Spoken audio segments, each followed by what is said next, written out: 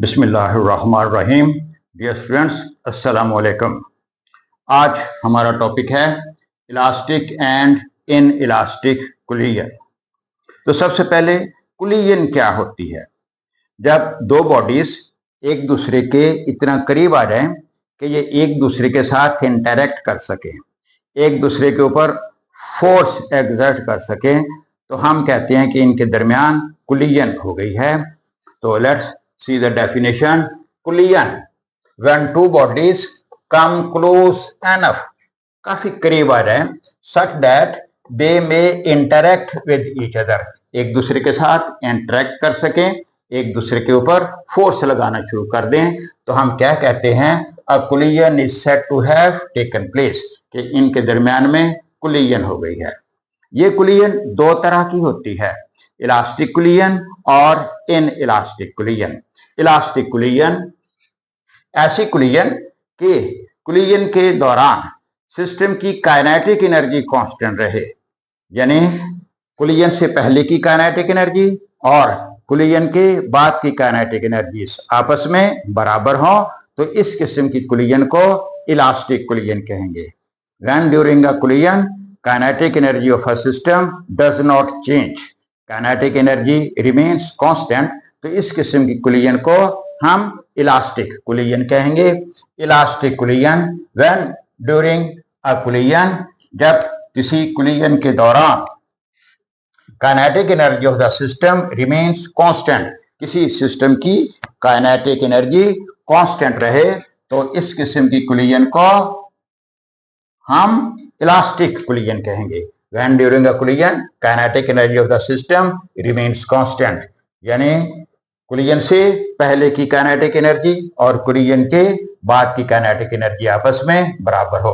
Initial kinetic energy should be equal to final kinetic energy. और inelastic कुलियन ऐसी कुलियन जिसमें kinetic energy change कर जाए, सिस्टम की काइनेटिक एनर्जी कुलियन से पहले की बराबर ना हो, इसकी काइनेटिक एनर्जी कुलियन के बाद की के, तो इस किस्म की कुलियन को इन इलास्टिक कुलियन कहेंगे। When kinetic energy of the system changes during a कुलियन, किसी कुलियन के दौरान सिस्टम की काइनेटिक एनर्जी चेंज कर जाए, तो इस किस्म की कुलियन को इन इलास्टिक कुलियन कहेंगे। और ये काइनेटिक एनर्जी कहाँ जाती है? जब दो बॉडीज आपस में टकराती हैं तो साउंड पैदा होती है, हीट पैदा होती है, तो इस काइनेटिक एनर्जी का कुछ हिस्सा हीट और साउंड में कन्वर्ट हो जाता है।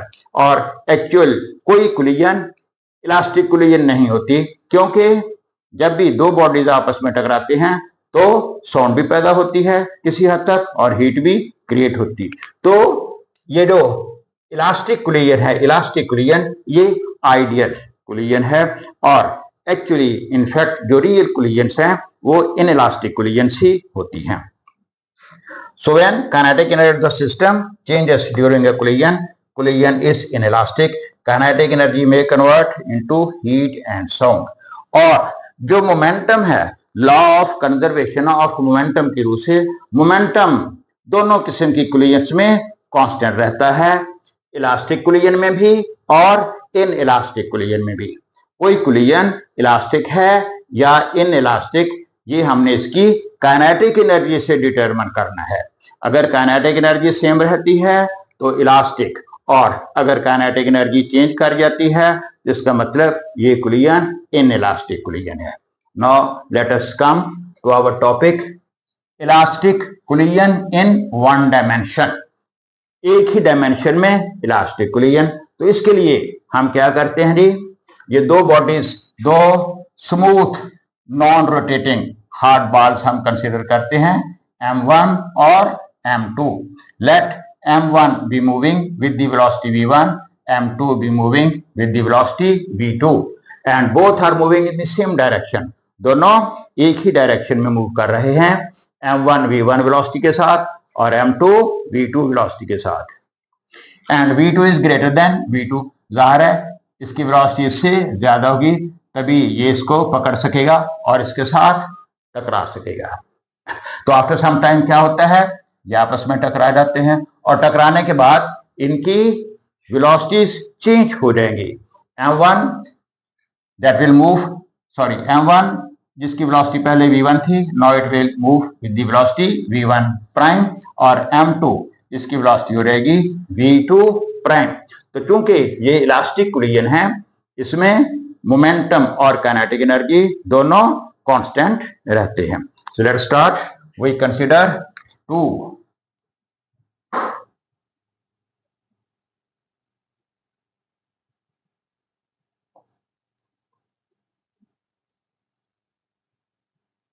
Smooth non rotating. Non rotating का मतलब जो रोटेट ना करें, एक्चुअली जो रोटेट तो करते हैं, फैक्ट ये है कि हमने इनकी रोटेशनल काइनेटिक एनर्जी को इग्नोर करना है, उसको काउंट नहीं करना। तो smooth non rotating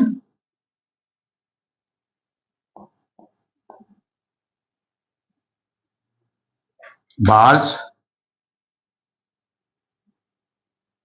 of masses m1 and m2 moving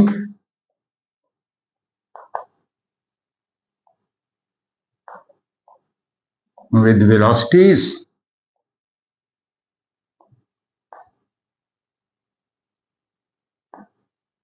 v1 and v2 in the same direction.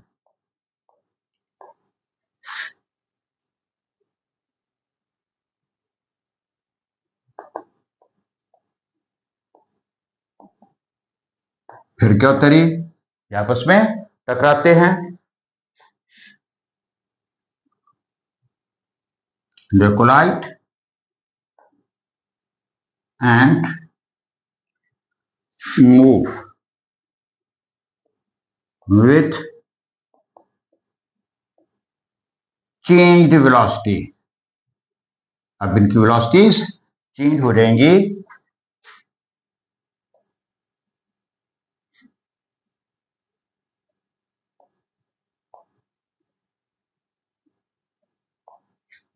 v1 prime and v2 prime। अब इसके ऊपर जी हम law of conservation of momentum लगाएंगे। तो भाई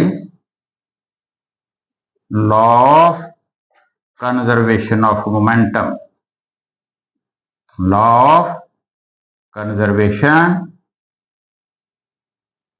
of momentum, initial momentum should be equal to final momentum।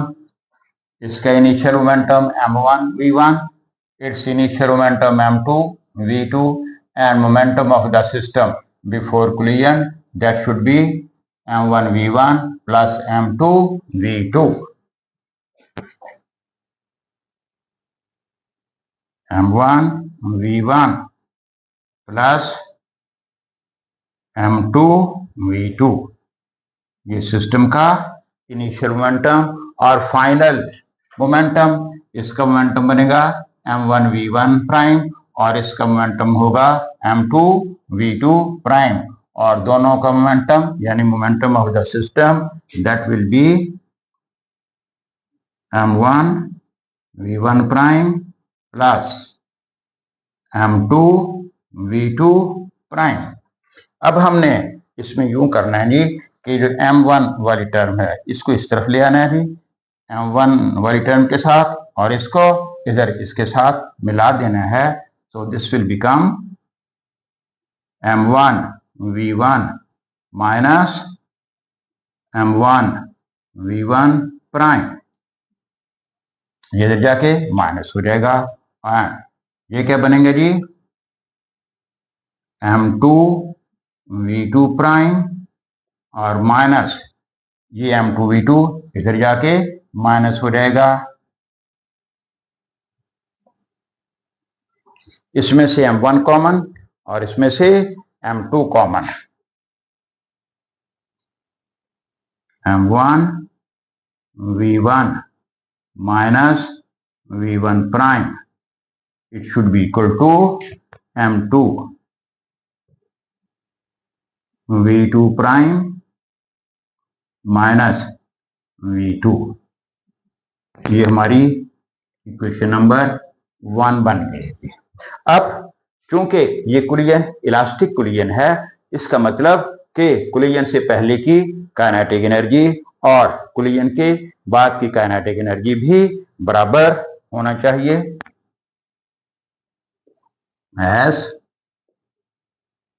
the कुलियन is elastic,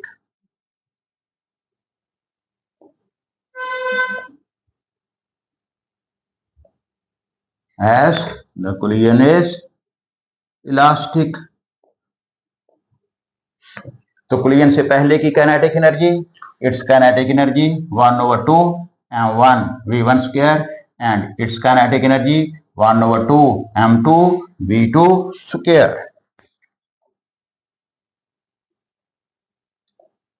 1/2 m1 v1 square plus 1/2 m2 v2 square. This should be equal to kinetic energy of the system after collision. 1/2 m1 v1 prime square plus 1/2 m2 v2 prime square. Initial kinetic energy should be equal to final kinetic energy. ये 1/2 सब में common है, you may cancel it. तो बाकी हमारे पास बचते है जी m1 v1 square plus m2 v2 square.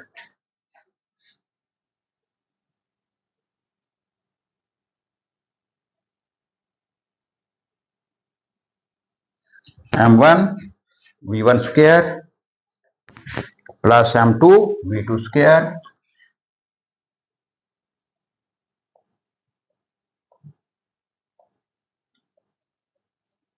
this should be equal to m1 v1 prime square plus m2 v2 prime square। m1 v1 prime square plus m2 v2 prime square। Again जी ये जो m1 वाली term है इसको left side पे ले जाएं और ये m2 वाली है इसको राइट साइड पर। So this will become m1 v1 square minus m1 v1 prime square, that should be equal to m2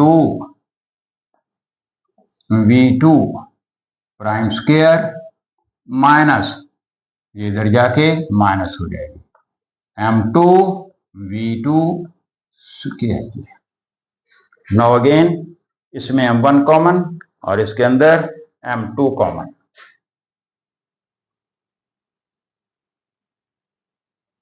v1 square minus v1 prime square, that should be equal to m2 v2 prime square minus v2 square. इसको open कर लेते हैं जी, a square minus b square is equal to a plus b into a minus B.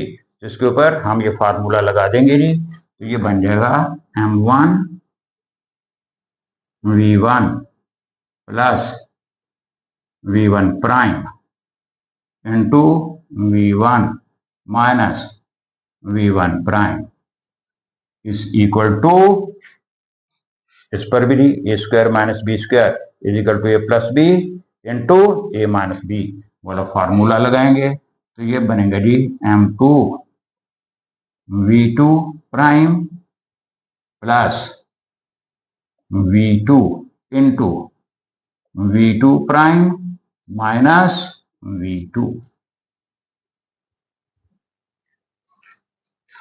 तो ये हमारी second equation बन गई है, लेट इट बी इक्वेशन 2। अब हमने यूं करना है जी, इस इक्वेशन को इस इक्वेशन के ऊपर, इस इक्वेशन के ऊपर, इक्वेशन नंबर 1 के ऊपर डिवाइड कर देना है।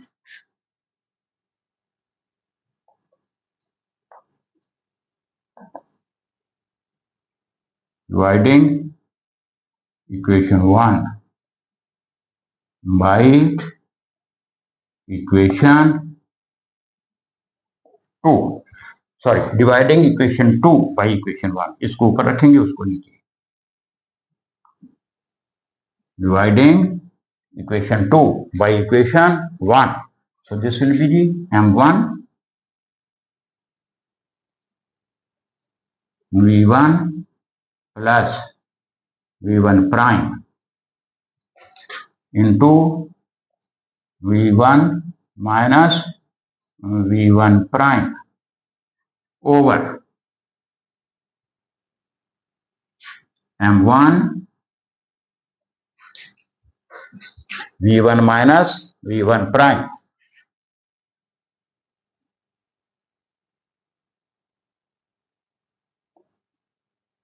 that should be equal to, right side को राइट साइड पर डिवाइड करेंगे, m2 v2 prime plus v2 into v2 prime minus v2 divided by m2, इसकी right side v2 prime minus v2,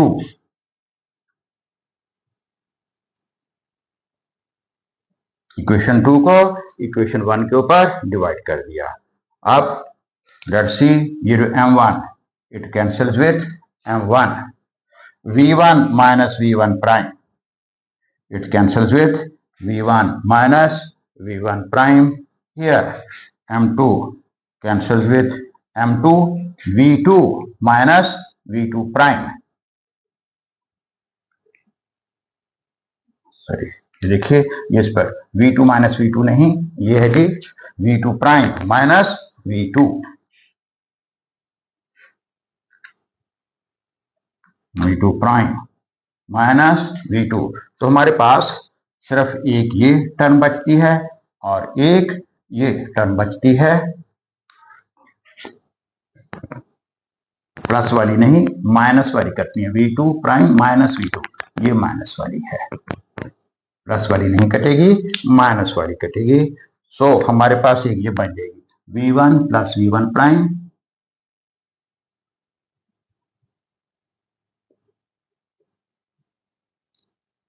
equal to v2 prime plus v2,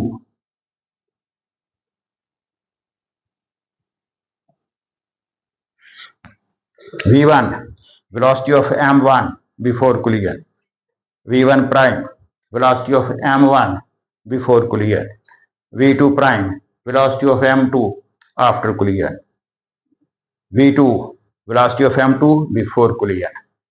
This is the sum of the velocities of the system before collision और ये sum of the velocities of the bodies after collision। तो इस equation से ये prove हुआ है कि जब दो बॉडीज के दरमियान इलास्टिक कोलिजन होगी तो एक बॉडी की कोलिजन से पहले और बाद की वेलोसिटी का सम दूसरे बॉडी की कोलिजन से पहले और बाद की वेलोसिटी के सम के बराबर होगा।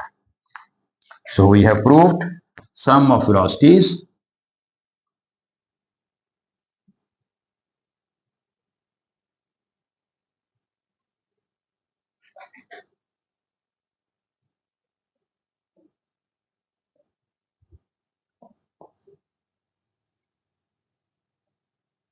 of a body before and after collision, before and after collision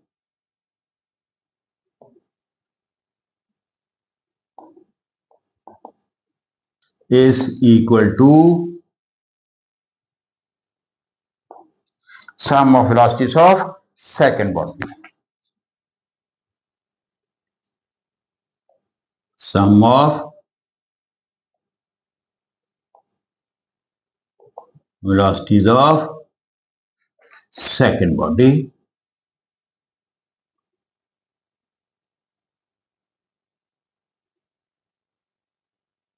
before and after collision.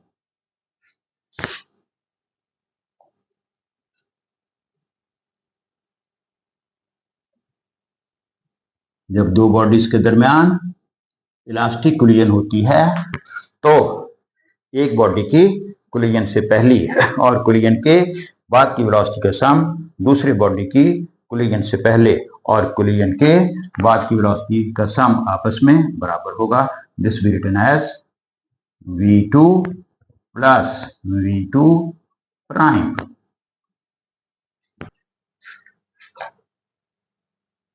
v1 plus v1 prime should be equal to v2 plus v2 prime. Let it be equation 3. Sum of velocities of a body before and after collision should be equal to sum of the velocities of the second body before and after collision.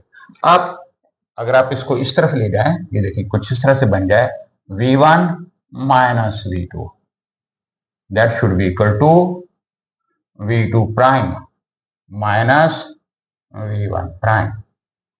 v1 minus v2, this is the difference of velocities of m1 before collision.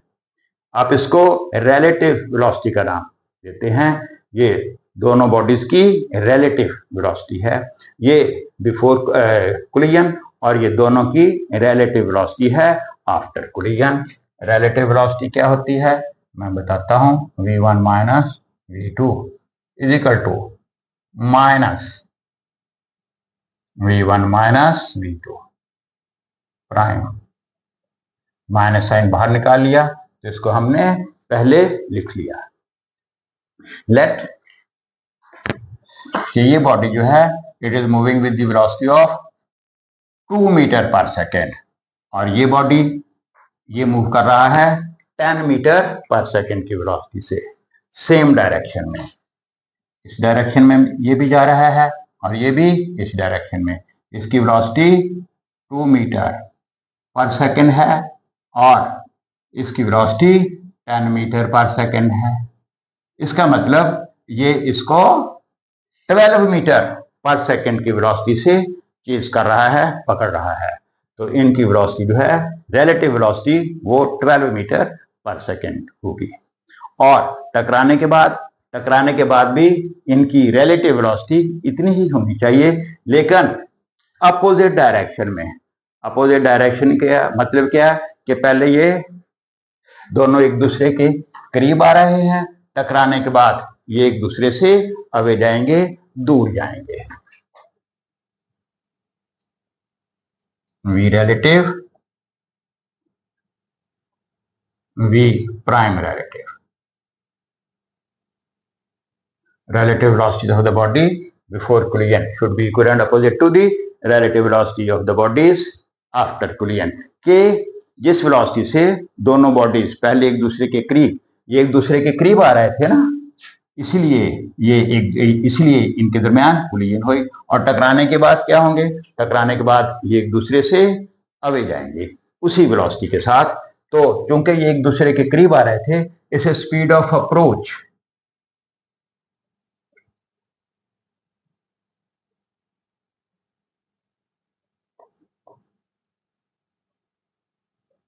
और ये speed of separation है.